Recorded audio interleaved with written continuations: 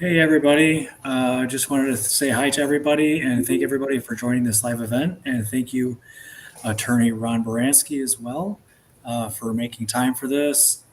Before we officially kick things off, I do like to set some expectations to make sure that we all get the most out of this event and our Facebook Live together. So, our Facebook Live event is set to be brief, and we'll cover this very important topic of wills, trust, and estate planning at a high level for about 15 to 20 minutes. This isn't the format where we can dig into anything too deeply here, so we'll stick to that time frame. And if you do have any additional questions, you can post them in the comments section, and we'll stay on a little bit longer for those as well.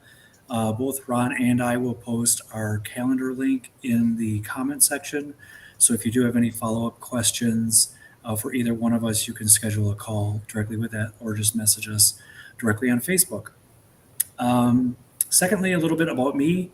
My name is Robert Beck, and as some of you watching this are dealing with, many people and families do really struggle to save or don't even know where to begin with their retirement planning. I have a proven method and a retirement roadmap solution that takes all of the guesswork out of retirement planning so you will have the retirement that you dream of. One of the key foundations of this roadmap solution that I have is to reduce your financial risk and remove taxes wherever it's possible to do so, which then maximizes your retirement income. So at this point, I'd like to turn over to our estate attorney, Ron Baranski. Ron is based out of Texas and is part of a nationwide group of attorneys.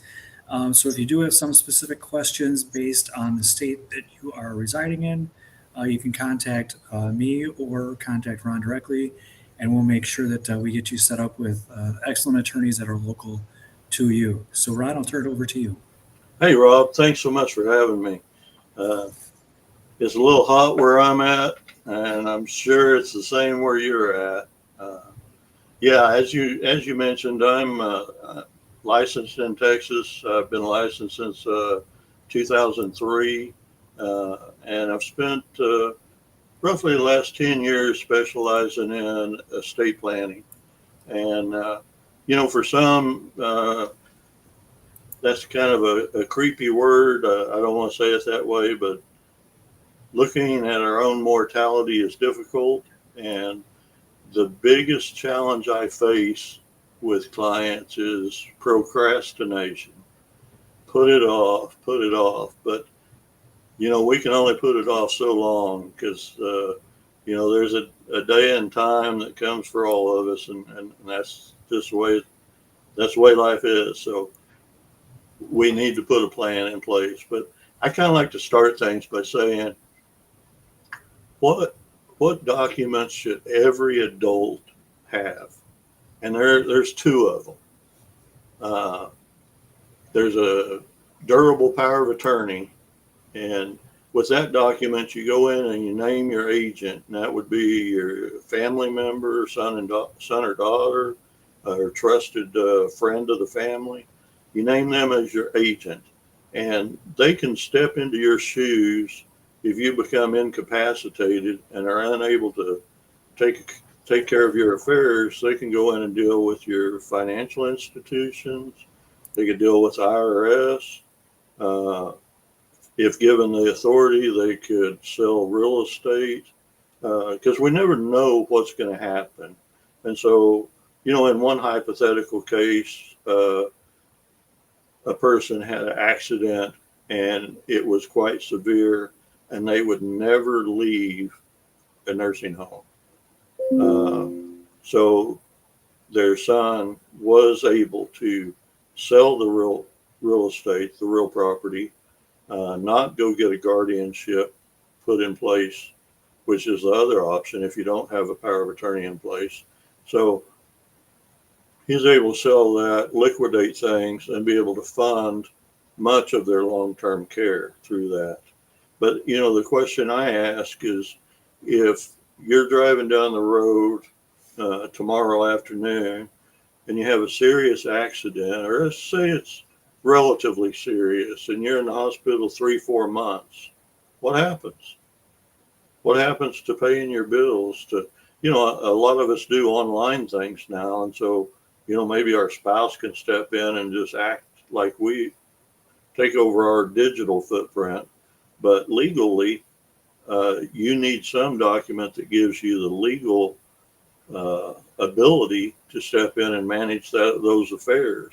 And so, a durable power of attorney, and the key thing is the word durable.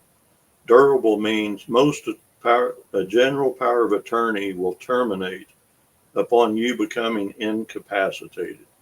When you are not competent to sign a legal document, then the general power of attorney terminates. The word durable means that it continues beyond your incompetence.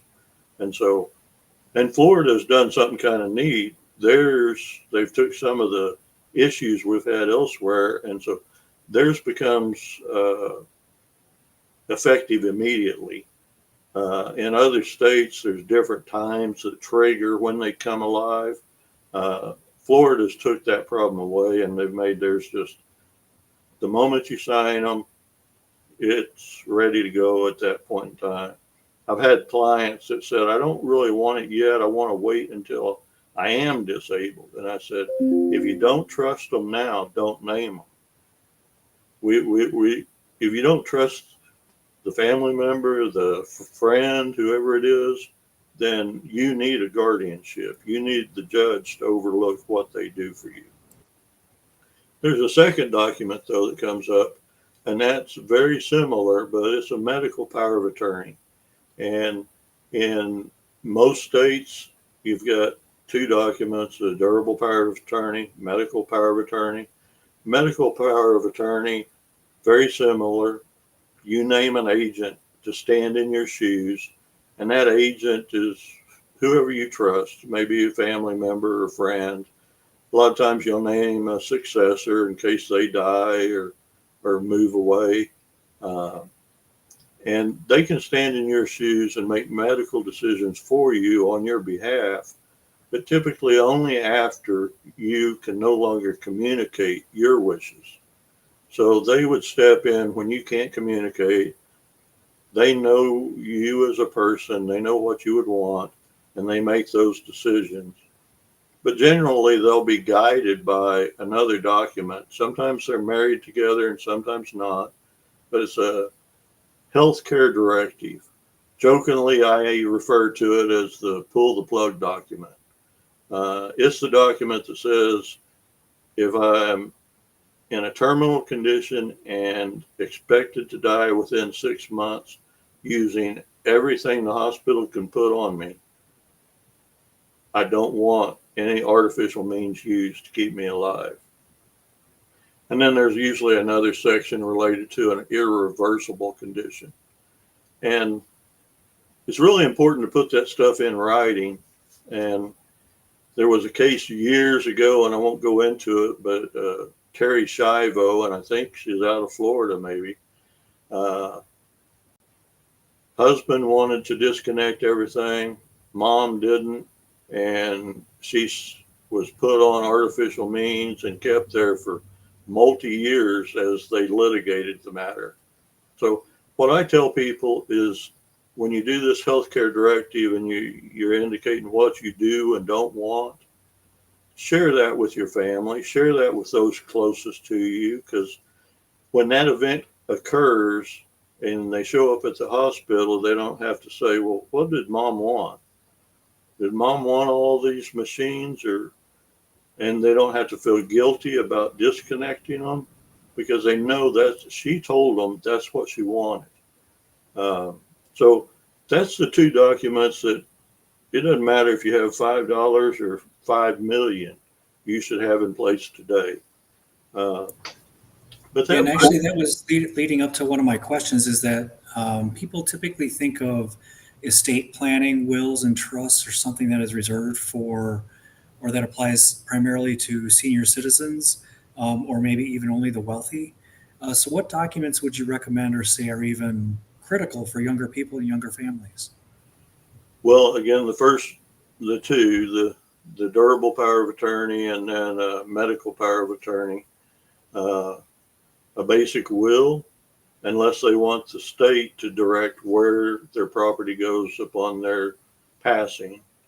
Uh, and usually we do something called a simple will package, we call it, and that would be a married couple and say they're 30 years old and have 2 kids. We would put together a will for each of them and all of these associated documents, and we usually call that a simple will package. It changes a little if you have a blended families, as we see more nowadays. But I think what it comes down to is the older we get, the more we start to recognize our mortality. And so when we're 30 years old and raising a family, that's kind of the last thing on our mind. But it's important at any age that we have these things put in place. And while we didn't talk about this initially, it's probably a good place to bring it in. If you have a younger family, who's gonna take care of your kids if both of you happen to die at the same time? So within that estate planning, we would go in and we would designate who do you want as a guardian. And if they pass away or something happens, maybe a successor, who's going to take care of your children? It's very important, and yet so many young people kind of just overlook that and say we'll get to that later, and later never happens. So I would say, and I think another place you was maybe going was, you know, who all should put a will in place, and then at what point do we have enough money to be able to do a trust? Because that's out there for the millionaires, right? I'm going to start over just a little bit. I'm going to say, what is a will? All of us know from TV, the last will and testament, or you've seen them signing the will on some soap opera or some TV show. Let's use the example that dad goes down to the attorney's office and signs his will in front of the attorney, 2 witnesses, a notary, gets everything signed, brings it home, puts it in a fireproof box, and he says, things are taken care of now. If I die, or let's say he's the only one left, but if I die, then you kids go through the will, split things up the way you like, way it shows, and go on your merry way. But people don't understand that the will has no legal effect until a probate judge has viewed it and determined that it meets the formalities of the state you die in. And so that's probate. And sometimes probate can be a scary spot to be. And I just tell you that because it's at the most traumatic time in your loved ones' lives. And then you're having to go into a process and deal with a court, attorneys, and a bunch of documents you don't understand. And I recently looked into Florida, just general purposes, looked at probate costs there. Generally, $1 million or less, 3%. I think it started above 100,000 and at 999,000, 3% was the cost to go through probate. The costs go down a little as you go upwards. But let's say you have a $500,000 house in your estate. Your estate is just what you own when you die, or you did own. That $500,000 house with 3% turns into a $15,000 cost to go through probate. And that's not a week or month long process.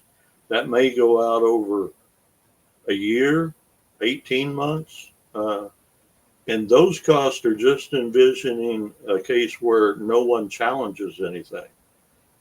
They can dramatically escalate if you have a disinherited child, maybe, that tries to challenge things. So a solution that we use, a tool that estate planners use for that a lot of times, is a revocable living trust. And through life, at times we've heard, well, that's all for millionaires to have trust. No, it isn't. I mean, it's pretty easy to be sitting in a $500,000 house, whether you're in Texas, Florida, or California, wherever you may be. And I will say here that whatever state you're in, it would be good to do a quick search and just see what are the probate costs in your state so that you are aware of it and you know what you're dealing with or what your family will be dealing with down the road. But back to a trust. What is a trust? A lot of people wonder, I don't really understand estate plan. What is a trust? And I use this illustration. When you was a kid, you probably had a little red wagon. I think they call them a radio flyer or something like that. And you put your toys in it and you take the handle and you'd pull it around, and those were your toys inside the wagon, and you were controlling where they went with that handle. Trust is very similar to that. Everything in the wagon will say is trust, and that is bypassing probate. At the time that, we'll just say it's you, Rob, that has this wagon you're pulling around. Let's say you become incapacitated, but you've thought things out and you put a revocable living trust in place, and you deeded your house into it and other properties that you needed into it. So those were the toys. You was pulling the wagon, but you became incapacitated. Well, you named a successor trustee. Are you there? Are you there? Yeah, Mayor. I'm sorry, my whole screen went blank. Uh, that really threw me off. I'm sorry. Uh, so you've got the wagon, you're pulling it along, but you become incapacitated. You named a successor trustee, maybe a spouse or a family member or trusted friend. Well, they can go pick up that wagon and then take off with it. And it's easier actually than the durable power of attorney, because whatever is in there is already owned by that trust. It's not having to convince somebody that I'm the named agent. You went ahead of time to your investment advisor or whoever it may be, and you said, here's a memorandum of trust. It names me and then these successors. They take that and keep it on file. And so there's no issue when the transfer happens. Another example, though, is that you pass away tomorrow. The same thing happens. I don't want to be too frank about it, but the trust doesn't care. You passed away, so then a successor trustee steps in. They pick up the wagon and keep going.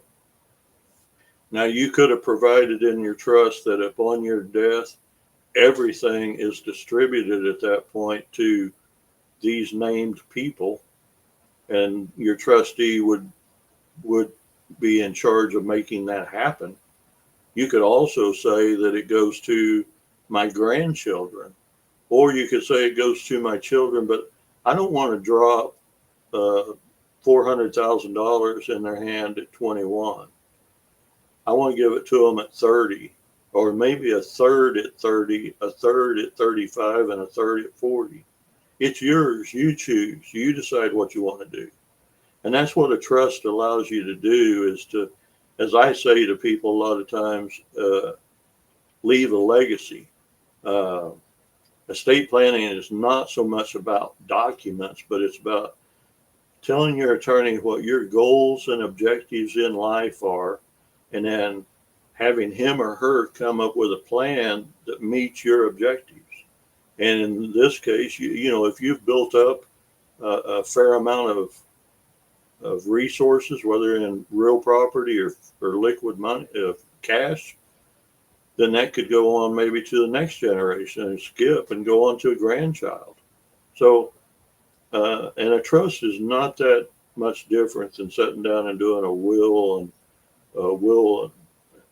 simple will plan. I mean, there's more to it, and there's a little more expense to it, but nothing like what you're going to face with some of these states where they charge 2 or 3% of the estate. Arkansas is one. California, $30,000 is kind of the bottom number. Uh, but again, people that are joining us today should be aware that Texas, 3 to 5,000. Oklahoma, 5 to 9,000. And when I give you these numbers, that's just for a simple one piece of real estate and maybe a bank account or two that we have to go into probate with. It's not any kind of will challenge, anything like that. You can read more about those on my private page, where I look at some celebrities that didn't leave a will. But does that generally answer kind of where you were Yeah, going? yeah, absolutely. And I think, like in most cases, it's better to be prepared with everything ahead of time, and otherwise you're going to end up facing the consequences, which is Absolutely. most often higher cost and heartache. So, Yeah, and the reality there is you or I won't face them, but our loved ones will. And I'll bring up a couple more points on a trust that people may not be aware of. One, privacy. If you go into probate with a will, then wherever your property and cash is distributed, that is public record. If you do it within a trust, that's not public record. That's private. And if you anticipate some kind of will challenge, maybe you need to disinherit a child uh, for whatever reason, and that's your call. But you anticipate a will challenge. A trust is a better vehicle to do that with because there's nothing to. They have to file a whole court case to try and open up a trust. It's not like when you go to probate and you have to send notice to all of those people that we have now opened a probate proceeding. Come get it if you want it.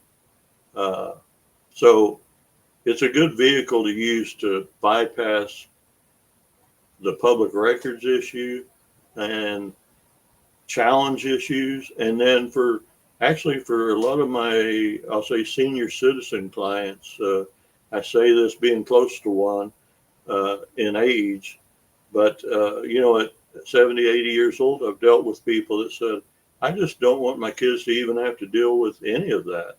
I want to streamline everything and put it in this document and be done with it. So even in Texas, where probate is relatively inexpensive, they pay up front basically to cover those costs and just say, I want it distributed this way, and I don't want them to have to see a courtroom. So I'm yeah, I'm that's an excellent point. I'm there now. I'm done. Yeah, that's an excellent point where it's not the ones that have passed away that are having to deal with it, but it's everybody else that's Exactly. left behind that has to deal with the ramifications of it. So that was good stuff. Excellent. Anything else that you'd like to add before we sign off, Ron? No, I think you covered it in the beginning. I am in a group of several thousand estate planning attorneys around the country. If you want to DM me or go through Rob and get to me, I can find you an estate planning attorney, probably a couple, two or three of them in your city. I just need to know the city and state you're in, and I can get you two or three names that you can call and talk to. And uh, that's probably it for me. How That's about you, excellent. Rob? No, I'm good on my end. Really. Anything you want to say to Texans? No, I'm all good. All right. Hey, man, thanks for having me on today. I Yeah, really enjoyed it. I hope it was informative, and I hope everybody that joined it gained something from it. yeah, absolutely. I know I did. I always enjoy speaking with you, Ron. So thank you again. You're We'll talk welcome. soon. I go ahead and sign Thank you. off, man. All right. Bye bye.